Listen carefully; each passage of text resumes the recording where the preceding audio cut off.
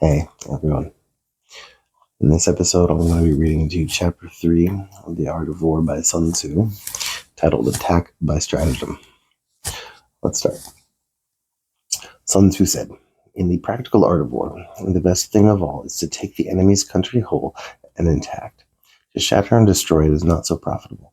So, too, it is better to capture an army entire than destroy it. To capture a regiment, a detachment, or a company entire than to annihilate them. Hence, to fight and conquer in all your battles is not supreme excellence. Supreme excellence consists in breaking the enemy's resistance without fighting. Thus, the highest form of generalship is to balk the enemy's plans. The next best is to prevent the junction of the enemy forces. The next in order is to attack the enemy's army in the field. The worst policy of all is to besiege walled cities. The rule is not to besiege walled cities if it can possibly be avoided. The preparation of manlets, movable shelters, and various implements of war will take up 3 whole months, and the piling up of mounds against the walls will take 3 months more. The general who is unable to control his impatience will launch his men to the assault like swarming ants, with the result that 1/3 of his men are slain, while the town remains untaken. Such are liable to be disastrous effects of a siege. Therefore, the skillful leader subdues the enemy's troops without any fighting. He captures their cities without laying siege to them. He overthrows their kingdom without lengthy operations in the field. With his forces intact, he will dispute the mastery of the empire, and thus, without losing a man, his triumph will be complete. This is the method of attacking by stratagem. It is the rule in war, and our forces are 10 to enemy's 1 to surround him, if 5 to 1 to attack him, if twice as numerous to divide our army into 2. If equally matched, we can offer battle. If slightly inferior in numbers, we can avoid the enemy. If quite unequal in every way, we can flee from him. Hence, though an obstinate fight may be made by small force, in the end it must be captured by the large force.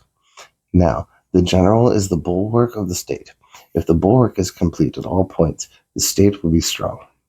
If the bulwark is defective, the state will be weak.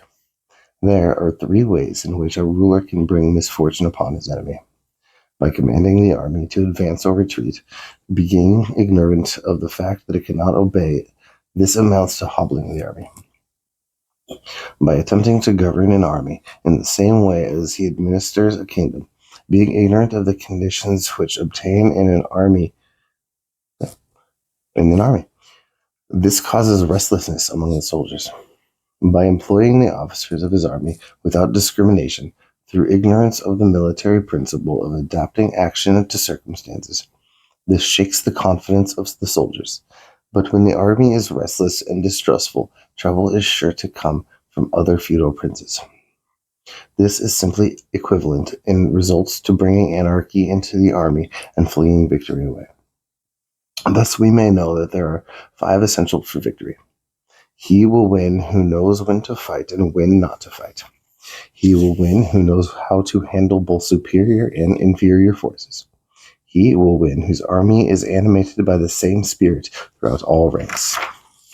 He will win who prepared himself waits to take the enemy unprepared. He will win who has military capacity and is not interfered with by the sovereign. Victory lies in the knowledge of those 5 points. Hence the saying, if you know the enemy and know yourself, you need not fear the result of 100 battles. If you know yourself, but not the enemy, for every victory gained, suffer a defeat. If you know neither the enemy nor yourself, you will succumb to every battle. Wow. That's some deep stuff, man. I'm gonna have to reread this on my own time. Ooh. Well, that is Chapter 3 of The Art of War by Sun Tzu. Join me next time for Chapter 4.